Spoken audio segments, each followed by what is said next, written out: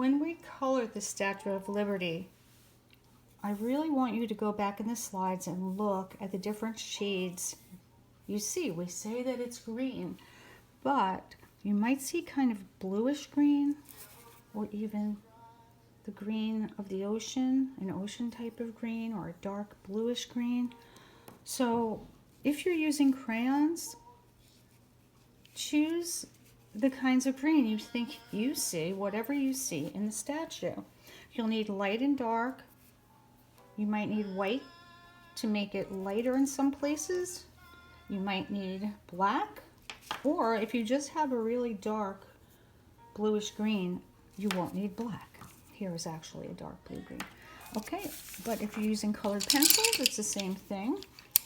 I happen to have a color that I feel looks like the sea foam, and kind of a teal that looks like the darker shadow area, and then find the other colors you need later.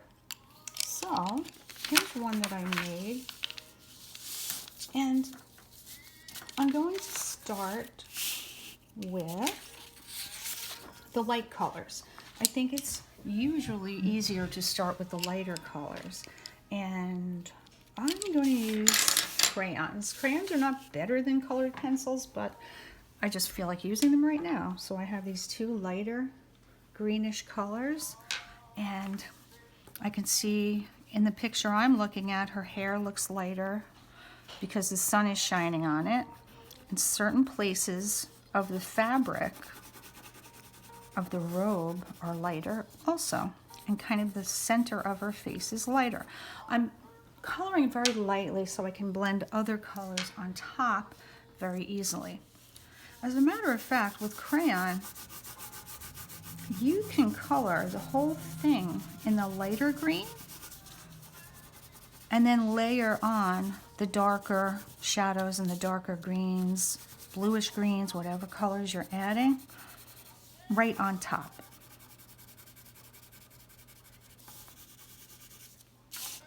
As long as you do it very light and smoothly, don't push down very hard, okay?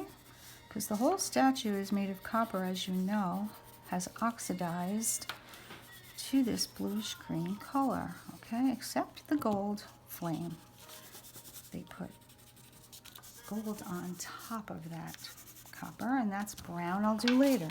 So at this time I might decide to use a black colored pencil because it's so sharp, or dark blue, to go over some of the details, because the crayon and the colored pencils, when you're coloring, it might take away some of those little details you have drawn. I put eyebrows on this one, and I do want to see the features a little more clearly. And the folds in the fabric, if you made a lot of folds, right, you can go over them, so the crayons will not hide them fully, okay? Maybe any other details you've done, okay.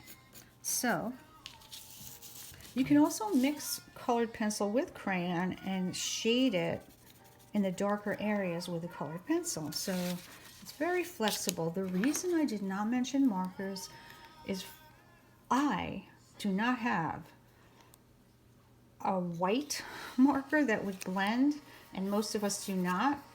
And also these are just light and dark green, and they're very hard to mix to get the color I really want, okay? So remember, you're creating your colors light and dark. Pay attention to where the darker colors are and put the shadows in there. So inside here where the crown is, honestly, it's a little hard with crayons. I have to be very careful just to tap it to get inside of there. It would have been easy, to be honest, to do that part with colored pencils, because you can sharpen it and get a nice edge, not go out of the space you want, just stay within. This is a pretty good color for the dark folds in there, so I'm going to look at the picture and then try and show the shadows where they should be, where they are, okay? So again, light and dark, watch where the darker parts are. You can blend some white, this crayon broke, on the lighter parts. It also blends the colors together better. So if I used, even with colored pencil, or just dark crayon and light crayon here, and then I take a white crayon on top, it smooths the two colors together.